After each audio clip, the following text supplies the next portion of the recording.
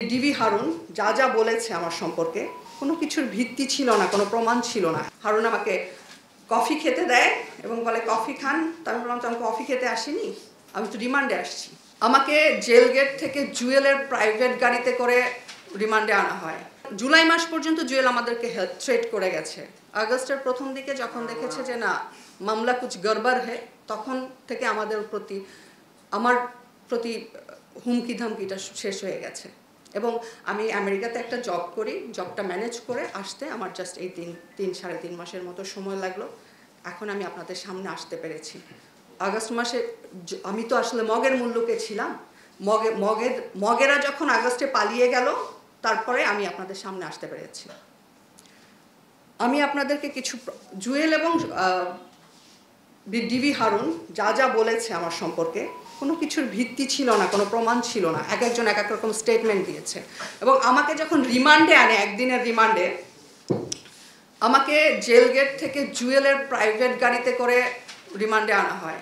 এটা কি কোনো কোথাও আইন আছে? আমি আমার যে আয়ও ছিল ওসি, তাকে আমি জিজ্ঞেস করি যে এটা সরকারি গাড়ি থাকবে, সেটা না হয়ে জুয়েলের গাড়িতে কেন আমাকে যেতে হবে?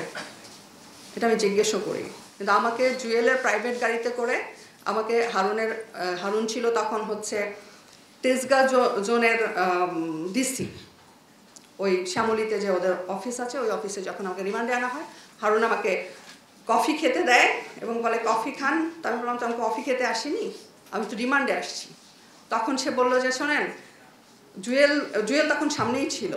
আমি জানি না কোন আইনে আছে যে বাদীর সামনে আসামিকে হচ্ছে রিমান্ডে জিজ্ঞাসাবাদ করা হবে। এবং আমাকে কোনো জিজ্ঞাসাবাদই করা হয়নি, শুধু বলছে যে যা হয়েছে ভুলে যান। ছেলেকে বাঁচাইতে চাইলে, ছেলের তো লাইফ আছে, তার ভবিষ্যৎ বা তার লাইফ ঠিক করতে চাইলে, আপনার নিজের লাইফ, আপনার মা একজন বৃদ্ধ মানুষ, সে জেল খাটতেছে, বাঁচাইতে চাইলে জুয়েল ভাই যেভাবে বলবে সেভাবে করবেন, যা বলবে তাই করবেন। মিলা যান, আপনি আজ রাজি হয়ে যান জুয়েলের সাথে সংসার করার জন্য। তো রিমান্ডে আনার পর আমাকে হারুনের কথা বলে, এবং আমাকে যখন জুয়েল জেল থেকে বের করে গৃহবন্দী করে রাখে, তখন জুয়েলের ফোন দিয়ে মাঝে মাঝে নেতাদের সাথে কথা বলতো, হারুনের সঙ্গে কথা বলতো এবং হারুনকে আমাকে ধরায় দিত। এবং হারুন আমাকে খুব ঠান্ডা থ্রেট দিত যে যেমনি আসেন এমনিই থাকেন, বাইরের কারোর সাথে যোগাযোগ করা, কাজ করা, এগুলোর কথা কখনো চিন্তা করবেন না। জুয়েল ভাই যেমনি চালাইতেছে এমনিই চলেন।